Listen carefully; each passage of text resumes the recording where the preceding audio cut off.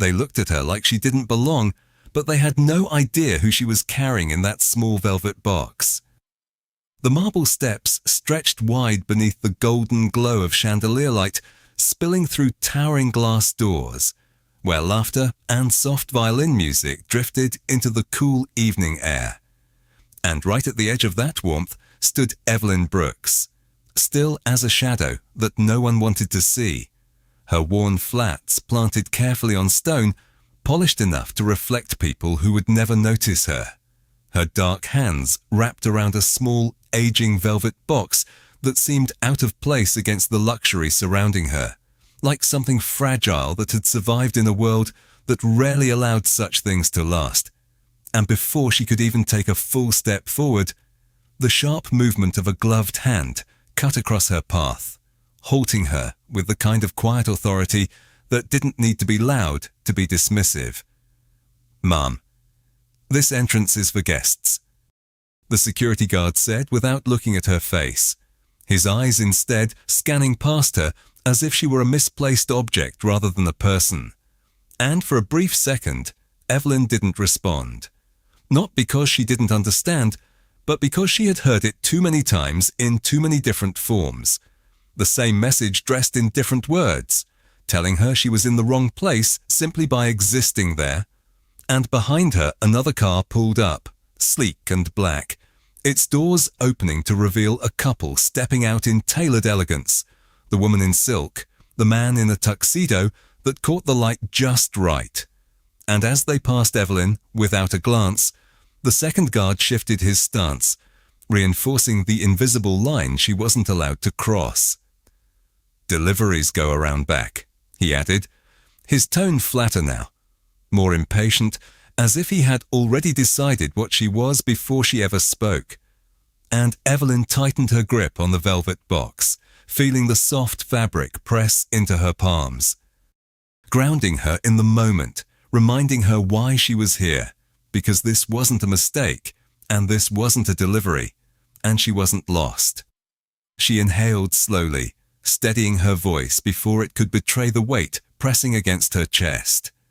"I'm not here for the back entrance," she said quietly, her words careful, measured. "I was asked to bring this directly to Mr.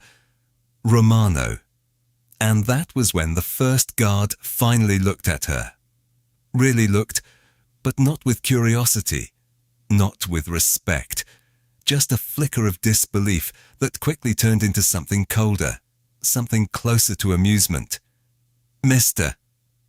Romano doesn't receive packages at the front door," he replied, the corner of his mouth tightening just enough to signal the end of the conversation, while a nearby guest, overhearing just enough to form an opinion, let out a soft chuckle, the kind that lingered in the air longer than it should have. "Everyone wants a way in tonight," the man muttered under his breath to his companion. Not quite whispering, not quite hiding it. And Evelyn heard it. Of course she did, but she didn't turn, didn't react, because reacting would mean acknowledging that they had the power to define her, and she refused to give them that, even now, even here. Her shoulders remained straight, her chin level, her presence quiet but unyielding. "Please," she said again, softer this time, not weaker, just calmer. He needs to see this before the speeches begin. And for a fraction of a second, something in her voice shifted the air between them, not enough to change their decision, but enough to make them hesitate, to make them wonder why she hadn't left yet, why she was still standing there despite every signal telling her she didn't belong. But the hesitation didn't last. It rarely did. The second guard exhaled sharply, stepping slightly closer as if proximity alone would push her back. "Ma'am, I'm going to have to ask you to leave the premises," he said. More formal now, more final. His hand gesturing outward toward the darkened street behind her, away from the light, away from the music, away from the world that had already decided she wasn't part of it. And still, Evelyn didn't move, not because she was defiant, not because she wanted to cause trouble, but because somewhere deep beneath the weight of being overlooked, dismissed, and quietly erased, there was something steadier, something that refused to bend, and as the violin inside swelled into a brighter note, and the doors opened again to welcome more guests who never once looked her way, Evelyn Brooks stood at the threshold of a world that denied her, holding a piece of its past in her hands, waiting, not for permission, but for the moment everything would change. The cold edge of the night settled deeper into Evelyn Brooks's shoulders as the music inside the building swelled into something brighter, something celebratory, as if the world beyond those glass doors existed on a completely different frequency than the one she stood in. And for a moment she let her eyes drift past the guards, past the polished handles and the soft glow of chandeliers, catching a glimpse of movement inside, people laughing, glasses raised, a life that seemed effortless in a way hers had never been. And yet she did not step back, because stepping back would mean turning away from something she had promised. And promises were not things Evelyn broke, not even when they were inconvenient, not even when they placed her exactly where she was now, unwelcome and unmoving at the front of a place that did not know her name.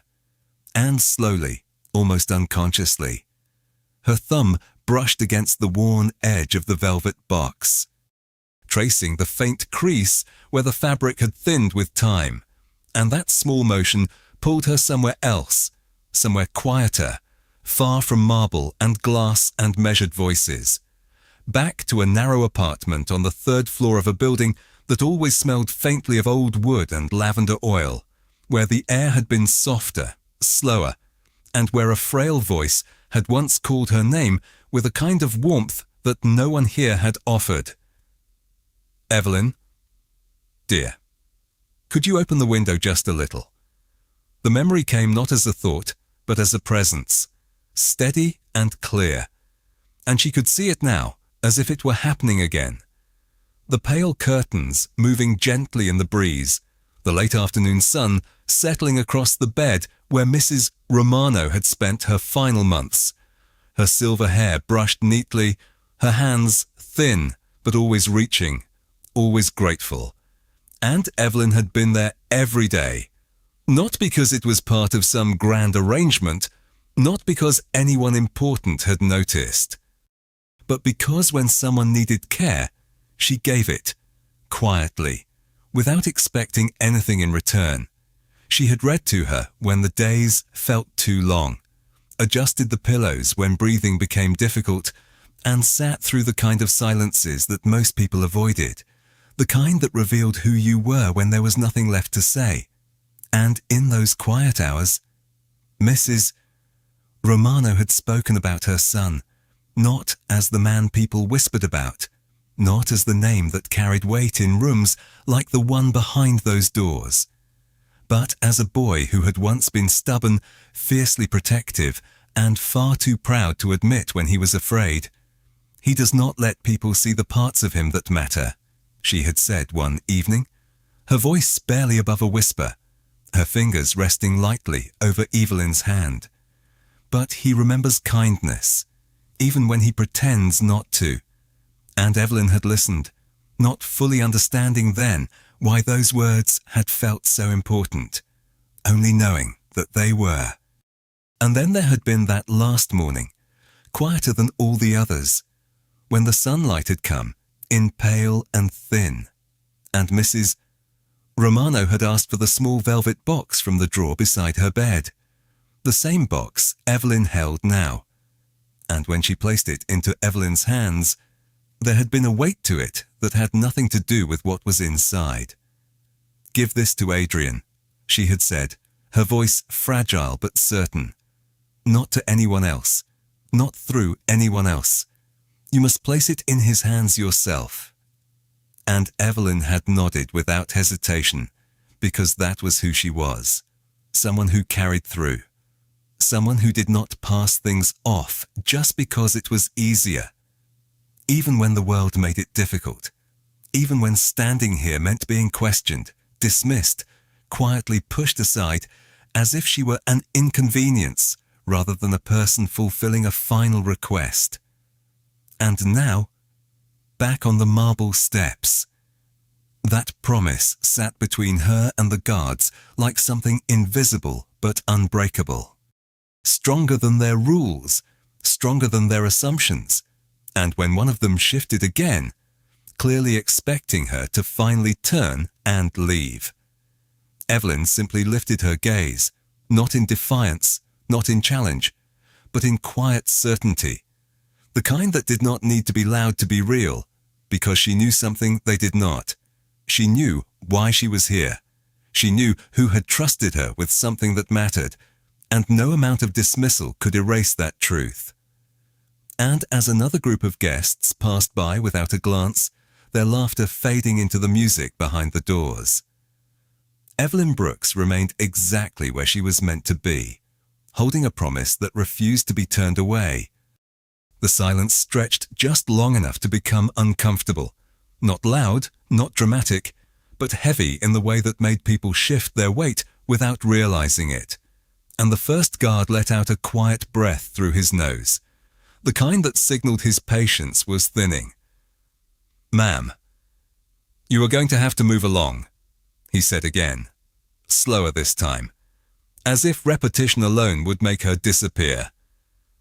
And beside him, the second guard adjusted his stance, his posture tightening with the practiced discipline of someone used to being obeyed. While behind the glass doors, another wave of guests filtered inside, the soft glow catching the edges of polished shoes and tailored coats. And Evelyn Brooks remained exactly where she was, her presence no louder than before, but somehow harder to ignore, as though the longer she stood there, the more she disrupted the neat order they were trying to maintain. And the man who had chuckled earlier now lingered nearby, watching with mild curiosity, his drink held loosely in one hand. "You are holding up the line," he added casually, not unkind, but not kind either, simply stating what he believed to be obvious. And Evelyn turned her head slightly toward him, her expression calm, not defensive, not apologetic, just steady. "I am not here for the line," she replied, her voice even, and something in the way she said it made the air shift again, subtle but real, because it was not a protest, it was a statement, and statements had a way of unsettling people who expected compliance. The first guard frowned faintly, clearly deciding whether to escalate or dismiss, and for a moment his eyes dropped to the velvet box in her hands, really noticing it for the first time, the edges worn, the fabric slightly faded, not something that belonged among crystal chandeliers and imported marble. "What is in the box?" he asked, more out of irritation than curiosity, and Evelyn's fingers tightened just slightly around it. Protective without being obvious. "It is not for you," she said, not sharp, not disrespectful, simply factual. And that answer landed differently than he expected, not because it challenged his authority outright, but because it refused to recognize it in this context. And the second guard stepped closer now, closing the distance by a few inches, not touching her, but making his presence known in a way that suggested the next step would not be a conversation. "Listen," he said, lowering his voice as if that made it more reasonable. "We have a schedule, we have guests arriving, and we cannot have you standing here claiming you have business with Mr. Romano without clearance." And the word clearance hung in the air like a barrier she was supposed to accept without question. And Evelyn met his gaze fully for the first time, her eyes steady, not confrontational, just present. "I am not claiming anything," she said. "I was asked to come," and there was no hesitation in her voice. No searching for the right words, just a quiet certainty that did not match the way they had already categorized her. And for a brief second, neither guard responded because certainty without status was something they did not know how to process. And the man with the drink shifted again, now more interested than amused, glancing between them, as if waiting for the moment this would resolve itself one way or another. And then came the small but telling change. The first guard reached toward his radio, his fingers brushing against it in a motion that was more reflex than decision, and though he did not press the button yet, the implication was clear. Escalation was on the table. Removal was becoming an option, and still. Evelyn did not step back, did not raise her voice, did not plead. She simply stood there, holding the velvet box with the same quiet care she had shown in that sunlit room weeks before, as if everything around her, the lights, the people, the dismissive glances, were temporary, and what she carried was not. And as the guard's hand lingered near the radio and the second guard straightened his shoulders, preparing to act if needed, a door inside the building opened wider than before, a shift in the rhythm of the evening that sent a ripple of attention outward, subtle but unmistakable, because when certain people moved, even the air seemed to adjust. And though Evelyn did not turn toward it immediately, something in the atmosphere changed, the kind of change that did not announce itself but could not be ignored.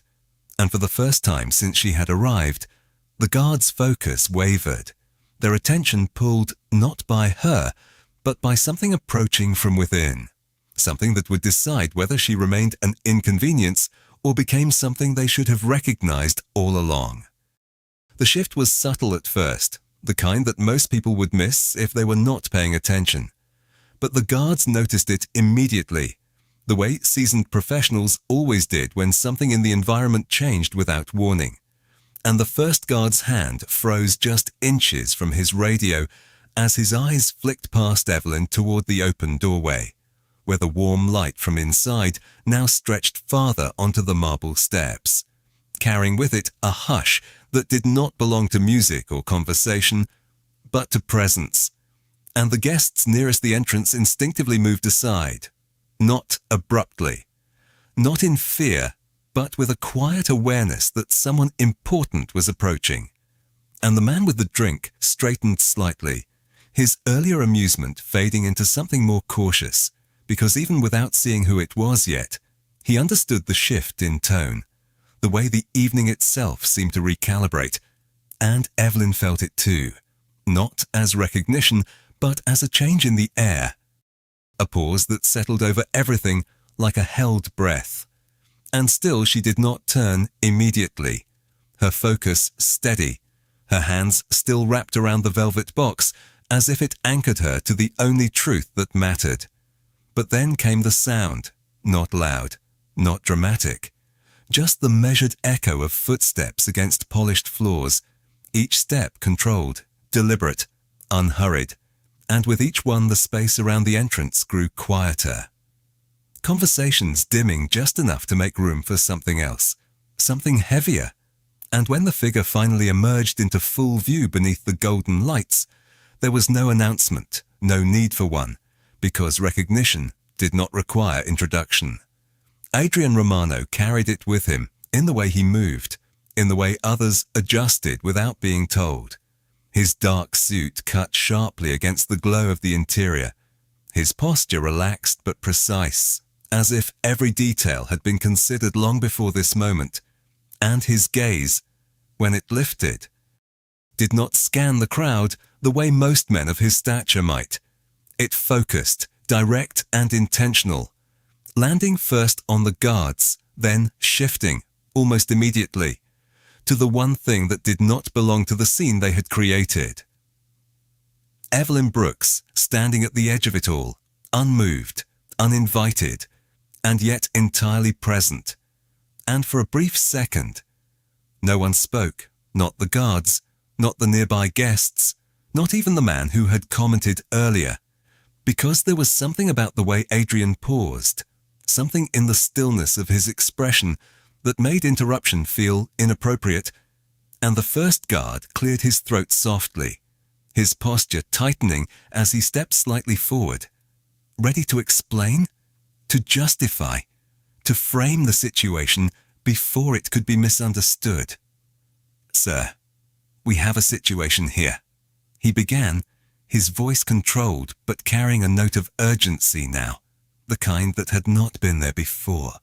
She is claiming she needs direct access, but she does not have clearance. And the words sounded different this time, less like authority and more like a defense. And Adrian did not respond immediately, his eyes remaining on Evelyn, not in a way that stripped her down or questioned her presence, but in a way that assessed, recognized, searched for something beneath the surface, and then, almost imperceptibly, his gaze dropped to the velvet box in her hands, and that was when the smallest shift occurred. Not in his posture, not in his expression, but somewhere deeper, something that did not show fully but altered the atmosphere all the same. Because recognition, when it comes, does not always arrive with words. Sometimes it arrives as a pause, a recalibration, a quiet understanding that changes everything without needing to announce itself.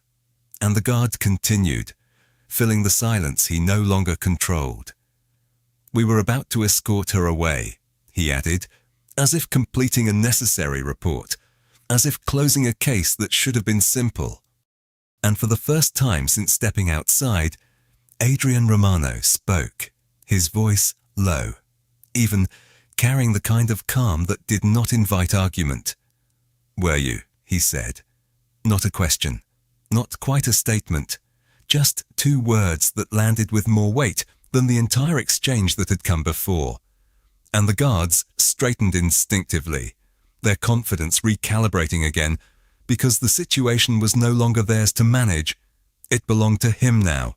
And as the silence stretched just a moment longer, all eyes shifted, not to the guards, not to the guests, but to Evelyn Brooks, still standing exactly where she had been from the beginning, holding something that had just turned from insignificant to undeniable without her ever raising her voice.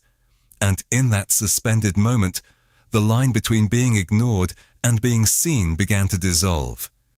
Adrian Romano did not raise his voice, did not step forward immediately, did not do anything that would resemble the kind of reaction people expected from a man like him. And yet the silence that followed his words settled deeper than any command ever could, pressing against the space between him and the guards until it became impossible to ignore. And the first guard shifted his weight, the confidence he had carried just moments ago now thinning under the weight of that quiet scrutiny. "Yes, sir," he said, more carefully this time, as if choosing each word mattered. "She does not have authorization to enter through this access point," and the phrase sounded rehearsed, safe, something designed to protect rather than explain. And Adrian's gaze did not leave Evelyn, not even for a second, as if the answer he was looking for was not in the guard's explanation, but in the presence standing before him. And then, finally, he moved. One step forward, measured, unhurried, the polished leather of his shoes barely making a sound against the marble. And the shift was immediate, not dramatic, but undeniable, because when he moved, the space adjusted around him, the guards instinctively straightening, the nearby guests stepping just slightly farther back, the man with the drink lowering it without realizing, as if the moment required stillness. And Adrian stopped a few feet from Evelyn, close enough now that the distance between them no longer belonged to the guards, and for the first time he spoke directly to her, his voice low, steady, not demanding, not dismissive, simply present. "Who asked you to come?" he said, and the question hung between them, not as a challenge, but as an invitation to answer. And Evelyn met his gaze without hesitation, her posture unchanged, her hands still gently wrapped around the velvet box. "Your mother," she said, her voice soft but clear, and that was the moment everything shifted, not visibly. Not in a way that could be easily pointed out, but in the subtle tightening of Adrian's jaw, in the slight stillness that settled into his shoulders, as if something long buried had just been brought to the surface without warning. And the guards did not understand it. Not fully, but they felt it. The way the atmosphere altered in a way that no longer included them. And for a brief second, no one moved. No one spoke. The music from inside continuing as if it belonged to another world entirely. And Adrian's eyes dropped once more to the velvet box, lingering there now with a different kind of attention. Not curiosity, not suspicion, but recognition. The kind that does not need explanation because it already knows. And when he looked back up at Evelyn, there was something in his expression that had not been there before. Something quieter, something more human, though still held tightly beneath the control he never lost. "You worked with her," he said, not asking, stating. And Evelyn nodded once. A small motion, but enough. "Yes, sir," she replied, and there was no elaboration, no attempt to explain her presence further, because she understood that he did not need the details, not here, not now. And the guards exchanged a quick glance, uncertainty passing between them in a way they could not hide, because the situation had moved beyond their understanding, beyond their authority. And Adrian turned his head slightly toward them. Not fully, just enough for his voice to reach without needing to raise it. "You stopped her," he said. And it was not an accusation, not exactly, but it carried the weight of one. And the first guard swallowed, his posture tightening further. "We were following protocol, sir," he answered, the words coming faster now, as if explanation could undo what had already been done. And Adrian considered that for a fraction of a second, then looked back at Evelyn, at the box, at the quiet certainty she had carried from the beginning. And when he spoke again, it was not louder, not harsher, but final, in a way that left no room for interpretation. "Protocol does not apply here," he said. And with that, he reached out, not abruptly, not forcefully, but with deliberate care, his hand extending toward the velvet box, stopping just short of touching it, as if waiting for permission rather than taking it. And Evelyn, without hesitation, loosened her grip just enough to allow him to take it, the transfer simple, unspoken, but filled with the weight of everything that had led to this moment. And as the box passed from her hands to his, the guards stood frozen, the nearby guests silent, the entire entrance held in a quiet that felt almost reverent, because something had just changed, not loudly, not dramatically, but completely. And Adrian Romano, without looking back at the guards, without addressing the crowd, shifted his stance slightly, angling his body toward the open doors, then glanced at Evelyn once more.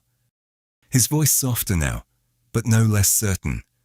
"You are coming with me," he said. And in that moment, the line that had kept her outside no longer existed. For a moment, no one moved, as if the world outside those doors had forgotten how to continue now that the balance had shifted. And then Adrian Romano turned fully toward the entrance, the velvet box steady in his hand, his other hand making a subtle motion that was not quite a gesture and not quite a command, but enough to signal that the moment of hesitation was over. And Evelyn Brooks followed, not because she had been ordered to, but because the path that had been denied to her just minutes ago was now open in a way that could not be questioned. And as they stepped forward together, the marble beneath their feet seemed to carry a different weight, no longer a boundary, but a passage. And the guards, who had stood firm and unyielding before, now stepped aside without being told, their posture rigid, their eyes forward, as if acknowledging something they could not undo. And the man with the drink lowered his gaze entirely this time, no longer curious, no longer amused, just silent. Because there are moments when understanding arrives too late to matter, and as the glass doors parted wider, the warmth of the interior wrapped around them, the music rising slightly, the soft hum of conversation returning in cautious fragments. People turning just enough to see who had entered, but not enough to interrupt. Because presence like Adrian's did not need attention, it commanded it without effort. And yet what drew the eyes this time was not him alone. It was the quiet figure beside him. The woman who had stood outside only moments ago, now walking at his side, not behind, not trailing, but beside. And that single difference carried more weight than any explanation could. And as they crossed into the grand foyer, the details sharpened.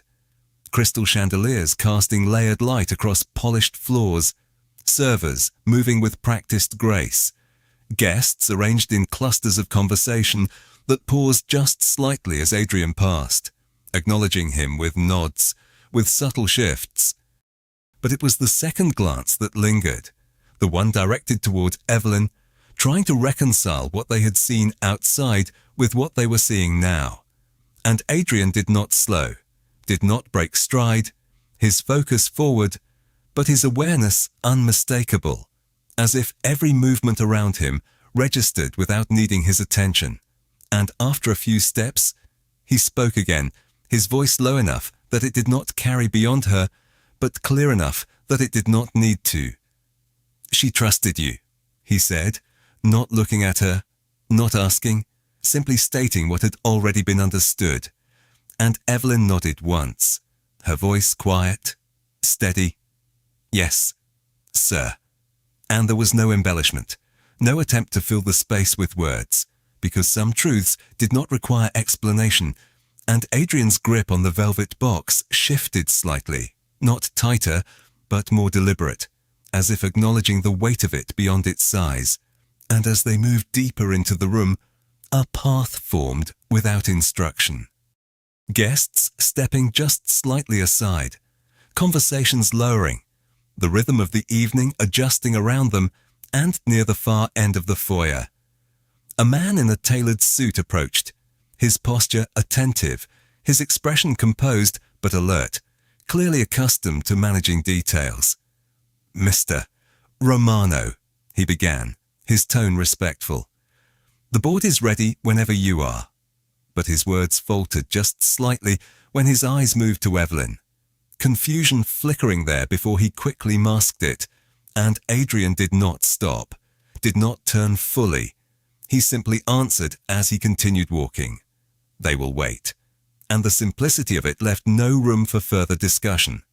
And the man nodded immediately, stepping back without question. Because when priorities shifted, they did so completely. And as they reached a quieter corridor just beyond the main hall, the noise of the gala softened behind them, replaced by a more controlled silence, the kind that allowed moments to breathe. And Adrian slowed then. Not abruptly, just enough to acknowledge the transition, and for the first time since they had stepped inside, he turned fully toward Evelyn.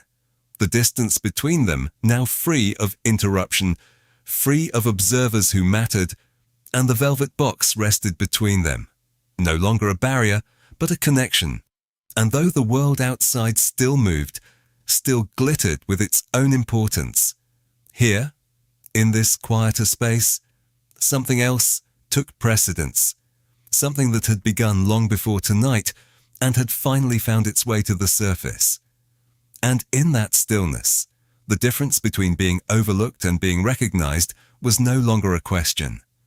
It was a fact that neither of them needed to speak aloud. Adrian Romano did not rush the moment, did not open the velvet box immediately, and that restraint carried more weight than any dramatic reaction could have, because it showed that whatever was inside mattered enough to be handled with care. And Evelyn Brooks stood across from him in the quiet corridor, her posture unchanged, her presence steady in a space that felt removed from the noise and expectation of the gala just beyond the walls.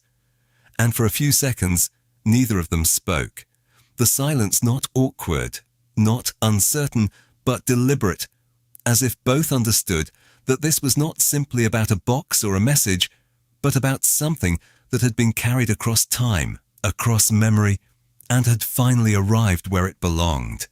And Adrian's fingers moved slowly over the worn edge of the velvet, tracing the same softened seam that Evelyn had held onto outside. And there was something almost unnoticeable in the way his expression shifted. Not outwardly emotional, not exposed, but quieter. More focused, as if the world had narrowed to this single object in his hands. And then, carefully, he opened it, the hinge giving a soft, nearly silent release, and inside, resting against the faded lining, was a small, delicate locket, its gold surface aged but polished enough to catch the light. And beside it, folded with precise care, was a piece of paper, worn at the edges but intact. And Adrian did not reach for the note right away, his eyes lingering on the locket, recognition settling into his gaze in a way that did not need explanation, because some objects carry meaning that cannot be mistaken. And when he finally lifted it, his movements were measured, almost reverent, as if he understood that what he was holding was not just a possession, but a memory preserved. And he turned it slightly, the light catching the engraving along its surface, a detail so small that most would have missed it. But not him, never him. And for the first time since stepping into the corridor, his breath shifted, just slightly, enough to mark the moment as different from all the others that had come before. And then he set the locket gently back into the box and unfolded the note, his eyes scanning the words in silence. And though Evelyn could not see what was written, she could see the effect, the way his shoulders stilled, the way his gaze paused on certain lines, as if each one carried more weight than the last. And the seconds stretched, not uncomfortably, but deeply, like something being processed that could not be rushed. And when he finished, he did not speak immediately. He simply folded the note again, just as carefully as it had been before, and placed it back beside the locket, closing the box with the same quiet precision. And when he looked up at Evelyn, there was something undeniably different in his eyes now, not softer in a way that diminished him, but clearer, more grounded, as if something had been restored rather than revealed. And his voice, when he spoke, carried that same quiet shift. "She kept this," he said, not as a question, not seeking confirmation, but acknowledging something he had just understood. And Evelyn nodded once, her voice calm, respectful. She never took it off until the last week. She replied, and Adrian held her gaze for a moment longer, not evaluating, not questioning, but recognizing, because what stood before him was not just the person who had delivered the box, but the person who had been there when it mattered, when the world had been smaller, quieter, and far more real than the one waiting outside that corridor. And for a brief second, the distance between them, defined by status, by expectation, by everything the outside world represented, simply did not exist. And then, with a small shift of his stance, Adrian turned slightly, angling himself back toward the direction of the gala. But this time, when he moved, it was not alone, not in the way it had always been, because the presence beside him had changed the shape of the moment. And as he stepped forward, he did not gesture for Evelyn to follow, he simply waited, a fraction of a second, enough to make it clear that this path was no longer something she had to ask for. It was something she now shared. And when they began walking back toward the light and sound of the evening, the weight of what had just passed between them moved with them, unseen but undeniable, because some acts of recognition do not announce themselves loudly. They simply change everything that follows. And as the doors to the main hall came back into view, the difference between who Evelyn had been at the entrance and who she was now was not something anyone could ignore, even if they could not explain it. When they stepped back into the main hall, the shift was immediate, not loud, not announced, but unmistakable to anyone paying attention, because the room that had once flowed around Adrian Romano now bent ever so slightly around the two of them. And the difference, though subtle, carried weight, the kind that could not be ignored even by those who did not understand it. And the music continued, soft and elegant. The clinking of glasses resumed. Conversations picked up again. But underneath it all, there was a current of awareness, a quiet recalibration as eyes followed their movement, first to him as they always did, and then, inevitably, to her. And what had once been a dismissive glance at the entrance had become something else entirely, something uncertain, something questioning, because people who had seen her turned away only minutes ago now found themselves watching her walk beside him, not trailing, not apologizing for her presence, but existing within the same space with a calm that did not seek validation. And Adrian did not acknowledge the attention, did not slow, did not offer explanation, because power, when it is certain, does not justify itself. It simply moves, and as they crossed the polished floor, the same man who had earlier spoken with casual disregard now lowered his gaze completely, stepping back without needing to be told, his earlier words dissolving into the quiet realization that he had misread something he could not correct. And near the entrance, the guards stood exactly where they had been, but they were no longer the same, their posture straighter, their expressions controlled but altered, because the moment they had dismissed had returned to stand directly in front of them, not as a problem, but as something they should have recognized. And Adrian slowed just slightly as they approached, not stopping fully, not creating a scene, but enough to make the space around them still. And without turning his head fully, without raising his voice, he spoke, his tone even, measured, but carrying through the silence with precision. When someone says they were sent by my mother, he said, "You listen." And that was all.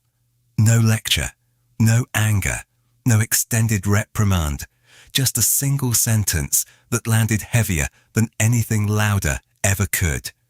And the guards nodded immediately, their responses quiet, respectful.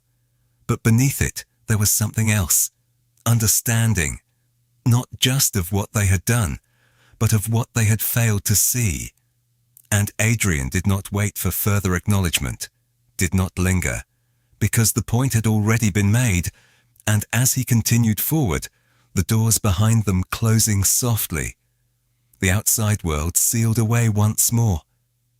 Evelyn felt the difference not in the way people looked at her, but in the way they did not dismiss her anymore, the absence of disregard more powerful than any display of attention.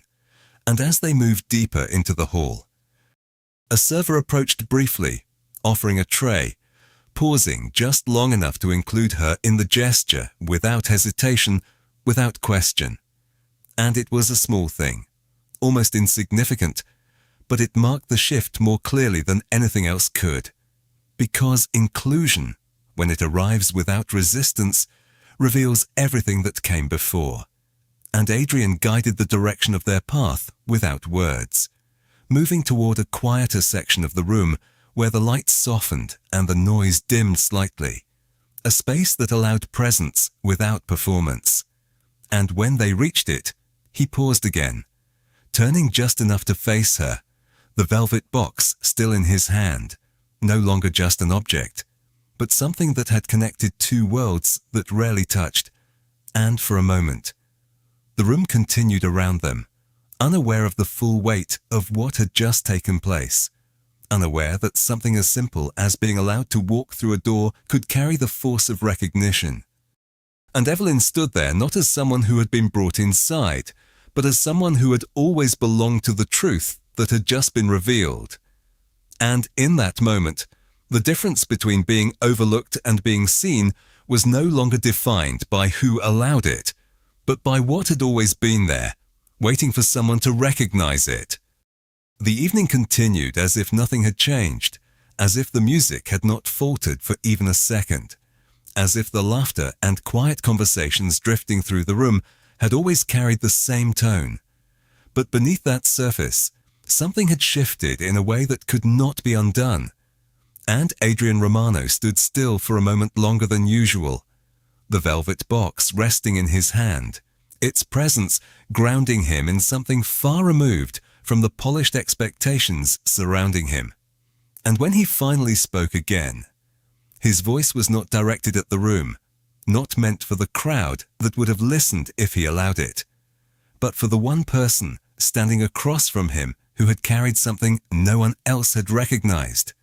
"She spoke about you," he said, his tone steady, but carrying a depth that had not been there earlier.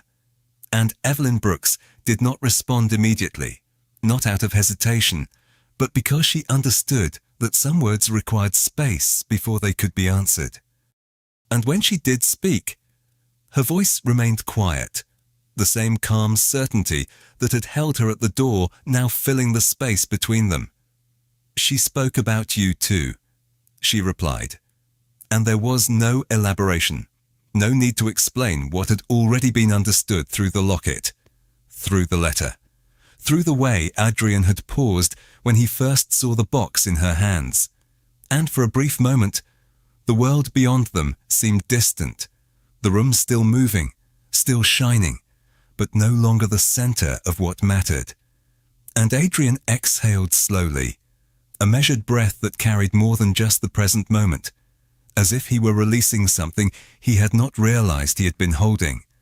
And then he made a decision, not announced, not dramatic, but deliberate. And he turned slightly, his attention shifting to a nearby staff member who stood just within reach. "Make sure she is taken care of tonight," he said, his tone calm but final, and the staff member nodded immediately, not questioning, not hesitating, because instructions from him did not require explanation, and yet even that gesture, simple as it was, did not define the moment, because what had already happened could not be reduced to hospitality or accommodation. It was something else entirely, something that had begun long before Evelyn stepped onto the marble steps and would continue long after the last guest had left. And Adrian looked back at her, not as someone above, not as someone granting permission, but as someone acknowledging a truth that had been placed directly in his hands. "You did not have to come yourself," he said, and though the words might have sounded like a casual observation to anyone else, there was something beneath them, a recognition of effort, of intention, of the choice she had made to stand where she was not welcomed simply to fulfill a promise. And Evelyn met his gaze once more, her expression unchanged, her presence still grounded in that same quiet dignity. "Yes, I did," she answered, and the simplicity of it carried more weight than any explanation ever could, because it was not about obligation, it was about who she was. And Adrian held that for a moment, the answer settling into place alongside everything else he had just learned. And then, with a slight nod, he accepted it. Not as a challenge, not as something to question, but as something to respect, and around them. The evening began to swell again, the music rising slightly as the next part of the event prepared to begin. Voices lifting, attention shifting back toward the stage at the far end of the room. But for those who had witnessed even a fraction of what had taken place, there remained a quiet understanding that something had occurred beyond the visible, something that had redrawn the lines between status and substance without needing to announce itself. And as Evelyn stood there, no longer at the edge, no longer outside, but fully present in a space that had once denied her, she did not seek recognition, did not look around to see who was watching, because she did not need it. The moment had already given her what mattered, not through spectacle, but through truth. And Adrian Romano, a man who had built his world on control and certainty, had been reminded, not by power, not by influence, but by a woman who had been ignored at his own door. That dignity does not wait for permission, it does not announce itself, and it does not disappear when overlooked. It remains steady and unshaken until the moment someone finally sees it for what it has always been. And that night, without a single raised voice, without a single dramatic gesture, the room itself seemed to understand, even if only for a moment, what it truly meant to be worthy of respect.